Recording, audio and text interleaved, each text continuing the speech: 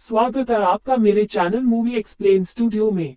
कहानी की शुरुआत चेन्नई से होती है, जहाँ पर हम महाराजा नाम के एक व्यक्ति को देख पाते हैं जो कि रम की सलून के अंदर काम कर रहा होता है। महाराजा एक छोटे शहर का मिडिल क्लास व्यक्ति है जिसके परिवार में उसकी बच्ची ज्योति है जिसे वो जान से भी ज्यादा प्यार करता है। अब इसी के साथ कहानी 2009 के एक फ्लैशबैक में जाती है जिसके अंदर महाराजा अपनी बेटी के लिए टॉयज खरीद रहा था। उसकी पत्नी और बेटी उस टॉय शॉप के सामने वाले घर में ही बैठे हुए थे, जहाँ से वो अपनी पत्नी से उसकी पसंद का टॉय दूर से ही पूछकर उसे खरीद ही रहा था कि इतने में ही एक लॉरी रोड से डिसबैलेंस होकर उस घर के अंदर घुस जाती है। खैर अब सीन 2023 में आता है, जहाँ पर महाराजा अपनी बेटी के साथ एक अच्छी जिंदगी बिता रहा था। उसकी पत्नी असल में उस लॉरी वाले हादसे के अंदर खत्म हो गई थी, इसलिए अब परिवार के अंदर बस महाराजा और उसकी बेटी ज्योति ही बचे हुए थे। अब महाराजा के घर के अंदर एक लक्ष्मी नाम का डस्टबिन भी होता है जिसे वो लोग बिल्कुल एक इंसान के जैसा रखते हैं, यहाँ तक कि उसे मंदिर में रखकर उसकी पूजा करी जाती है। अब ये बात काफी ज्यादा अजीब होती है क्योंकि जिस चीज के अंदर कचरा फेंका जाता है उसकी पूजा करना बहुत ही अजीब बात थी। खैर महाराजा की बेटी ज्योति 10th स्टैंडर्ड में होती है, मगर जिस क्लास में बच्चों का ध्यान पढ़ाई पर होना चाहिए उस वक्त ज्योति का मन स्पोर्ट्स में लगा हुआ था। उसी वजह से सभी टीचर्स उसकी कंप्लेंट किया करते और स्कूल के अंदर उसे काफी ज्यादा पनिशमेंट भी मिला करती थी। मगर उन सभी के बीच उसकी एक स्पोर्ट्स टीचर होती है जिनका नाम आसिफा होता है, जो कि हमेशा ज्योति को सपोर्ट किया करती थी। अब एक दिन होता यह है कि ज्योति की बहुत ही ज्यादा कंप्लेंट होने पर स्कूल के प्रिंसिपल ने ज्योति और महाराजा को अपने चेंबर में बुलाया था, जिसके चलते प्रिंसिपल ज्योति को डांटने लगते हैं। लेकिन आसिफा ज्योति को बचाने के लिए एक और बच्चे को प्रिंसिपल के सामने पेश कर देती है, जिसके चलते प्रिंसिपल ने सबके सामने उसे थप्पड़ मारा और फिर वो ज्योति को वापस से डांटने लगे। अब महाराजा ने ज्योति को बहुत ही ज्यादा प्यार से पाला पोसा था, इसलिए वो ये सब और सहन नहीं कर पाता। उसने प्रिंसिपल को ज्योति से माफी मांगने के लिए मजबूर कर दिया था। अब प्रिंसिपल को ये लगने लगता है कि महाराजा बिना माफी सुने जाएगा नहीं, तो उसे मजबूर होकर ज्योति से माफी मांगनी पड़ती है। अब महाराजा का अधिकतर समय ज्योति के साथ ही गुजरता था। अब एक दिन ज्योति ने महाराजा को ये बताया कि उसे स्पोर्ट्स कंपटीशन के लिए स्कूल की तरफ से बाहर जाना पड़ेगा। खैर अगली सुबह वो बस से बाकी बच्चों के साथ चली भी जाती है। ज्योति के जाने से महाराजा एकदम अकेला हो जाता है। ज्योति के ना होने से उसका घर बिखर गया था और वो पागलों जैसा होने लगता है। एक दिन जब महाराजा सो रहा था तो उसके घर पर एक सांप आता है। वो महाराजा के ऊपर से भी निकल जाता है, लेकिन महाराजा इतना खोया हुआ था कि उसे कुछ भी पता नहीं चलता। अब अगले सीन में हम देखते हैं एक अमीर व्यक्ति को जिसने अपनी कार गैराज के अंदर ठीक करवाने के लिए दी हुई थी। तभी उसको याद आया कि उसकी कार के अंदर उसका एक चश्मा रह गया है। वो गैराज के अंदर पूछताछ करने आता है, लेकिन वहाँ पर किसी को भी उस चश्मे के बारे में नहीं पता था और ये सुनकर वो गुस्सा होकर उन सभी को पीटने लगता है। खैर तभी वहाँ पर धना नाम का एक व्यक्ति आता है जिसने उस आदमी की कार उसके घर पर डिलीवर करी थी। तभी गैराज का मालिक जो होता है वो धना से उस चश्मे के बारे में पूछता है, लेकिन इससे पहले कि धना कुछ भी बोल पाता वो अमीर व्यक्ति उसे पीटने लगता है और उसे शाम तक चश्मा वापस दे जाने के लिए बोलता है। आगे हमको दिखाया जाता है कि वो अमीर व्यक्ति शाम को अपने दोस्तों के साथ बैठा हुआ था कि तभी वहाँ पर धना आ जाता है और उसके हाथ में उसी आदमी का चश्मा था जिसे वो वहीं पर तोड़ देता है। ये सब देखकर वो अमीर आदमी फिर से धना को पीटने लगता है, मगर इस बार धना के मन में उसकी तरफ काफी ग्रजेस आ गए थे और वो और उसके सभी दोस्तों को बहुत पीटने लगता है और वहाँ से चला जाता है। यानी कि यहाँ पर धना कोई आम व्यक्ति तो नहीं लग रहा था। गैराज के अंदर काम करने वाले व्यक्ति के अंदर इतनी हिम्मत नहीं हो सकती कि वो किसी अमीर व्यक्ति पर ऐसे ही हाथ छोड़ दे। खैर अब सीन शिफ्ट होता है जहाँ पर हमें महाराजा को दिखाया जाता है जो कि पुलिस स्टेशन आया हुआ था। हमको पता चलता है कि महाराजा को काफी चोट लगी हुई थी, जैसे उसे किसी ने पीटा हो। तभी वहाँ का इंस्पेक्टर नल्ला शिवम उससे वहाँ पर आने का रीजन पूछता है, जिस पर महाराजा ये कहता है कि उसकी लक्ष्मी चोरी हो गई है, जिस पर वो पुलिस वाला रिपोर्ट बनाता है और उससे पूछता है कि लक्ष्मी उसकी थी कौन, जिस पर महाराजा बताता है कि वो असल में उसका डस्टबिन है। ये सुनकर नल्ला शिवम का तो दिमाग हिल जाता है। वो उसका मजाक बनाने लगता है और उसे वहाँ से जाने के लिए कहता है, मगर महाराजा सीरियस था और वो ये बोलता है कि जब तक उसे लक्ष्मी नहीं मिल जाती वो वहाँ से कहीं नहीं जाएगा। अब इंस्पेक्टर को इस बात पर गुस्सा आ गया था और वो महाराजा को पीटने लगता है और उसे जबरदस्ती बाहर निकालने की कोशिश करता है, मगर महाराजा वहाँ से टस से मस नहीं होता। और इसी बीच होता यह है कि स्टेशन के अंदर तोड़फोड़ भी हो जाती है। अब आगे हम वरदराजन नाम के एक पुलिस वाले को देख पाते हैं जो कि एक केस को सॉल्व कर रहा था। असल में एक चोर जो कि खुद पुलिस वालों से मिला हुआ होता है वो एक आरडी ऑफिसर के घर पर चोरी करता है, जिसे वरदराजन खुद ही पकड़ कर लाता है, मगर असली की जगह नकली गहने उस आरडी ऑफिसर को दे देता है और खुद असली गहने रख लेता है। वो पुलिस स्टेशन जहाँ पर महाराजा आया हुआ था वो वरदराजन के ही अंडर में था। जब वरदराजन वहाँ की हालत देखता है तो वो महाराजा से उसकी कंप्लेंट के बारे में पूछता है, जिस पर महाराजा बताता है कि जब वो काम से वापस घर आया था तब 3 चोर पहले से उसके घर पर थे जिन्होंने उस पर हमला किया और लक्ष्मी को ले गए। अब वरदराजन भी महाराजा से पूछता है कि लक्ष्मी है कौन, जिस पर वो बताता है कि वो उसका डस्टबिन है जो कि उसके लिए बहुत ही ज्यादा कीमती है। अब वरदराजन उसे नया डस्टबिन खरीदने के पैसे भी देता है, लेकिन महाराजा को वही सेम डस्टबिन चाहिए था। अब वरदराजन गुस्सा होकर उसे स्टेशन से बाहर फिकवा देता है, पर महाराजा फिर भी नहीं जाता। तभी वरदराजन को ये लगता है कि जो आदमी उस डस्टबिन के लिए इतना कुछ कर सकता है उसके अंदर जरूर कोई खास बात होगी और इसी के चलते वो महाराजा के केस को फाइल कर लेता है। अब वरदराजन अपनी टीम के साथ महाराजा के घर जाता है और इंक्वायरी करने लगता है, जिसके बाद हम सेल्वम नाम नाम के एक चोर से मिलते हैं जो कि अपने साथियों के साथ मिलकर चोरियां किया करता था। वो लोग उन्हीं घरों में चोरी किया करते जहां पर कोई मर्द ना हो और चोरी करने के बाद वो हमेशा औरतों के साथ में सेक्सुअल असॉल्ट करते थे। फिर आगे हम देखते हैं कि सेल्वम एक शादीशुदा व्यक्ति होता है जिसके परिवार में एक बीवी और एक छोटी बच्ची थी। और ये जो सीन है ना वो 2009 का है, यानी कि जहाँ पर हमें सेल्वम के बारे में बताया जा रहा है। और ये सेम वही टाइम होता है जिस वक्त महाराजा की बीवी भी खत्म हो गई थी। अब सेल्वम की बच्ची का नाम अम्मू होता है जिसकी पीठ पर चोट का घाव भी था जो कि काफी गहरा था। अब सेल्वम दिन में वायरिंग का काम करता और रात में चोरी का, और इस बारे में किसी को कोई भी आइडिया नहीं था। उसके घर वाले इसके बारे में नहीं जानते थे। फिर अब मूवी प्रेजेंट टाइम में आती है जहाँ पर हम सेल्वम के घर के अंदर लक्ष्मी को देख पाते हैं, जिससे हमको पता चलता है कि उस रात महाराजा के घर पर सेल्वम भी था। दूसरी तरफ सभी पुलिस वाले लक्ष्मी को ढूंढ रहे होते हैं मगर अभी तक उसकी कोई भी खोज खबर नहीं थी। महाराजा पुलिस स्टेशन में काम करने लगता है क्योंकि उसने वरदराजन को लक्ष्मी को ढूंढने के लिए 5 लाख रुपए की घूस देने का वादा किया था, जिसमें से उसने उसे खाली 50,000 रुपए भी दे दिए थे।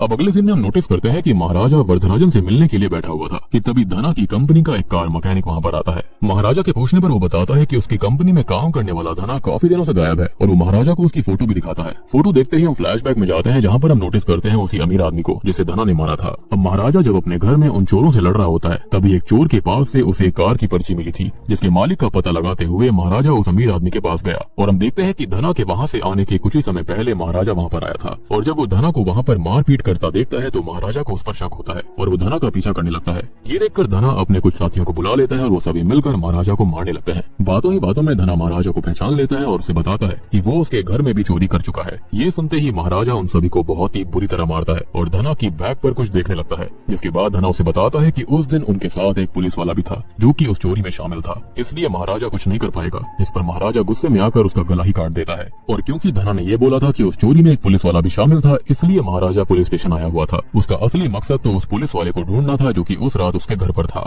एनीवेज अब हम देखते हैं कि सब तरफ ढूंढ लेने के बावजूद भी जब पुलिस को लक्ष्मी नहीं मिलती तो वो एक नकली लक्ष्मी बनवाने के लिए जाते हैं। अब तभी सीन 2009 की तरफ आता है जहाँ पर हम सेल्वम को देखते हैं जो कि अपने साथी सबरी के साथ में चोरियां किया करता था। खैर अब उसकी बेटी का आज बर्थडे होता है, इसलिए वो अच्छा दिखने के लिए महाराजा के ही सलून के अंदर जाता है, जहाँ पर वो अपनी बीवी को बताता है कि उनकी बेटी को वो सोने की चेन गिफ्ट करेगा। लेकिन होता यह है कि शेविंग कराते समय ट्रिमर की बैटरी खत्म हो जाती है, तो महाराजा बैटरी को लेने के लिए बगल वाली दुकान पर जाता है। लेकिन इतने में ही सेल्वम का दोस्त सबरी उसे कॉल करके बताता है कि यहाँ पर उनकी चोरियों के बारे में अखबार में छप चुका है और वो एक्सपोज हो चुके हैं। सेल्वम उससे बात करके फोन रख देता है कि तभी वो नोटिस करता है कि उसके पीछे महाराजा खड़ा हुआ था। अब सेल्वम को ये लगने लगता है कि महाराजा ने उसकी सारी बातें सुन ली हैं, लेकिन महाराजा कोई रिएक्शन नहीं देता क्योंकि उसने ऐसा कुछ सुना ही नहीं था। इसके बाद सेल्वम जल्दी जल्दी अपने घर चला जाता है। इधर महाराजा नोटिस करता है कि सेल्वम की जो सोने की चेन थी वो वहीं पर रह गई थी, जिसको देने के लिए महाराजा उसके घर जाता है। लेकिन ऑब्वियस सी बात है कि पुलिस वालों को सारी चीज पता चल गई थी कि सेल्वम चोरी करता है। अखबार के अंदर चोरी की भी खबर आ गई थी, तो सबरी को तो शूट करके खत्म कर दिया जाता है और सेल्वम को अरेस्ट कर लिया जाता है। अब सेल्वम को ये लगता है कि शायद से महाराजा ने ही उसकी बातें सुनी थी और वही पुलिस को लेकर वहाँ पर आया, और इसलिए वो मन ही मन में महाराजा से बदला लेने का ठान लेता है। लेकिन यहाँ पर महाराजा तो खाली उसकी चेन लौटाने आया था। फिर मूवी फिर से प्रेजेंट टाइम में आती है और हम देखते हैं कि नकली लक्ष्मी यानी कि डस्टबिन बन चुका होता है। मगर यहाँ पर चोर कौन बनेगा, जिस पर वरदराजन ये सोचता है कि हमेशा की ही तरह किसी पुलिस के ही आदमी को चोर की तरह पकड़ लिया जाएगा और बाद में उसको छोड़ देंगे क्योंकि ये वो पहले भी कई बार कर चुके थे। इसलिए यहाँ पर नल्ला शिवम को ही चोर बना दिया जाता है। अब वरदराजन महाराजा को कॉल करता है और उसे एक बार फिर से पुलिस स्टेशन आकर अपनी कहानी बताने के लिए बोलता है। अगली सुबह महाराजा पुलिस स्टेशन आता है और फिर से कहानी सुनाने लगता है।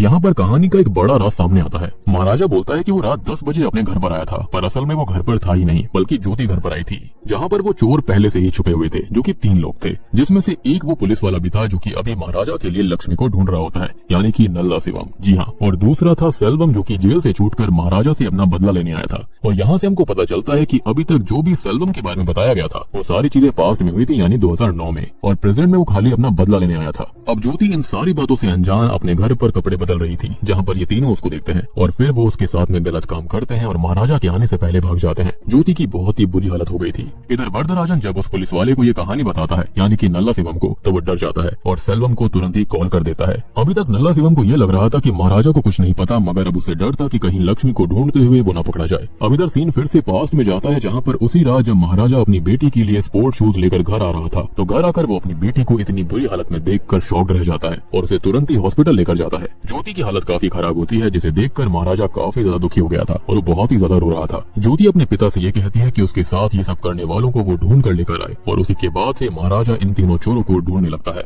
खैर अब कहानी में प्रेजेंट में आगे दिखाया जाता है कि वरदराजन और उसकी टीम उस रात के सीन को रिक्रिएट करने के लिए महाराजा के घर जाती है, जहाँ पर वो ये सब कर ही रहे होते हैं कि तभी महाराजा एक बहाने से सभी पुलिस वालों को गले लगाता है और तभी उससे नल्ला शिवम मिल जाता है जिसकी बैक पर चोट का निशान था और महाराजा समझ जाता है कि ये वही आदमी है जो कि उस रात उसके घर पर आया था, ज्योति के साथ गलत किया था। अब इससे पहले कि महाराजा कुछ कहता, वरदराजन बोलता है कि वो उसको नहीं छोड़ेंगे। इस पर महाराजा को कुछ भी समझ में नहीं आता। असल में यहाँ पर हमको ये पता चलता है कि जब धना की मौत हुई थी तो उसके बाद यहाँ पर बात वरदराजन को पता चल गई थी कि केस में हो क्या रहा था। उसने पूरी चीज यहाँ पर सर्च करी, वो डॉक्टर के पास गया था जहाँ पर उसे पता चला कि महाराजा की बेटी ज्योति के साथ में गलत काम किया गया था और वो पहले से ही जानते थे कि महाराजा सब कुछ जानता है। इनफैक्ट वो तो इनडायरेक्टली महाराजा के साथ मिलकर उसकी ही हेल्प कर रहे थे ताकि यहाँ पर वो उस पुलिस वाले को पकड़ पाए जो कि ये गलत काम करता है। और अभी तक ये सब खाली लक्ष्मी को ढूंढने का नाटक कर रहे थे ताकि नल्ला शिवम को शक न हो। जिसके बाद वरदराजन महाराजा को नल्ला शिवम को मार देने के लिए कहता है और एक वेपन भी देता है और बाकी सभी लोग उस पुलिस वाले को यानी कि नल्ला शिवम को महाराजा के साथ घर में बंद कर देते हैं, जिस पर महाराजा उसे वहीं ऑन द स्पॉट मार डालता है। वरदराजन का ऐसा मानना था कि ऐसे लोगों के लिए कोई भी सजा कम पड़ेगी और वो माफी के लायक बिल्कुल नहीं है। खैर अब कहानी आगे बढ़ती है और महाराजा को पता चल गया था कि नल्ला शिवम और धना के साथ में जो तीसरा व्यक्ति था वो फिलहाल एक कंस्ट्रक्शन बिल्डिंग में काम करता है और वहाँ छुपा हुआ है। इसके बाद वो वहाँ पर जाता है और सेल्वम को देखते ही उसे फ्लैशबैक के सीन याद आते हैं जब सेल्वम को पुलिस पकड़ कर ले गई थी। ये देखकर महाराजा उसे बहुत मारता है। उसे काफी पीटने के बाद सेल्वम उससे ये कहता है कि मैं तो कुछ दिन में ठीक हो जाऊंगा मगर तुम्हारी बेटी इस हादसे से कभी भी उभर नहीं पाएगी। और तभी हम नोटिस करते हैं कि टीचर आसिफा ज्योति को लेकर वहीं पर आती है। और दोस्तों अब यहाँ पर खुलते हैं इस मूवी के सबसे भयानक असली पत्ते।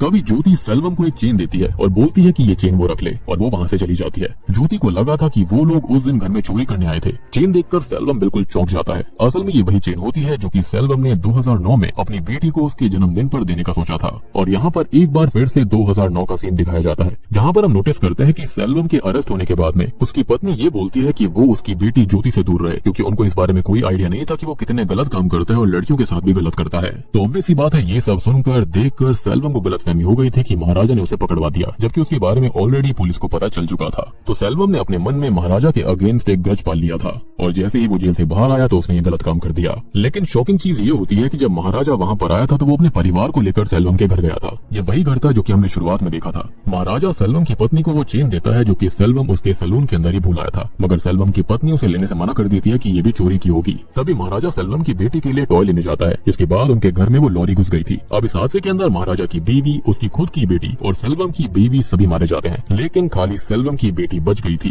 क्योंकि उसके ऊपर डस्टबिन यानी कि लक्ष्मी गिर गई थी जिससे कि सेल्वम की बेटी बच गई थी। और इसलिए ही ये लोग लक्ष्मी को बहुत ही ज्यादा अच्छे से रखते थे, इसलिए उसकी पूजा किया करते थे। उनके लिए वो भगवान से कम नहीं थी।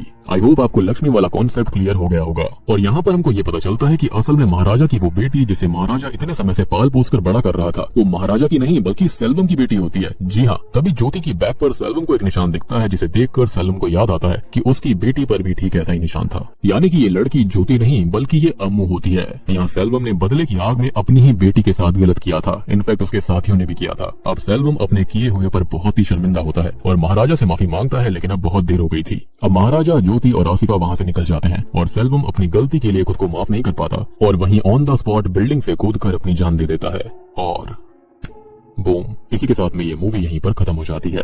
तो दोस्तों ये थी महाराजा ग्रेट किंग फिल्म की कहानी। उम्मीद करता हूँ कि आपको ये Tamil blockbuster action thriller movie अच्छी लगी होगी। ये जो मूवी है वो तमिल फिल्म इंडस्ट्री की 2024 की सेकंड हाईएस्ट फिल्म बन चुकी है, यानी कि इसने काफी बढ़िया पैसे कमाए। 20 करोड़ में ये मूवी बनी थी, इसने अभी तक 110 करोड़ रुपए कमा लिए हैं। मूवी काफी बढ़िया है, काफी ज्यादा दिल को टच करती है, एक्शन सीन्स, एक्टिंग काफी जबरदस्त है। बाकी यहाँ पर सारी चीजें मैंने आपको ऑलरेडी समझा दी है, आपको सारी चीज समझ में आ गई होंगी। फिर भी अगर आपका कोई डाउट है तो आप कमेंट सेक्शन में पूछ सकते हैं। तो वीडियो पसंद आई तो लाइक कर देना, चैनल के ऊपर नए हैं तो सब्सक्राइब कर लीजिए। बाकी आप लोग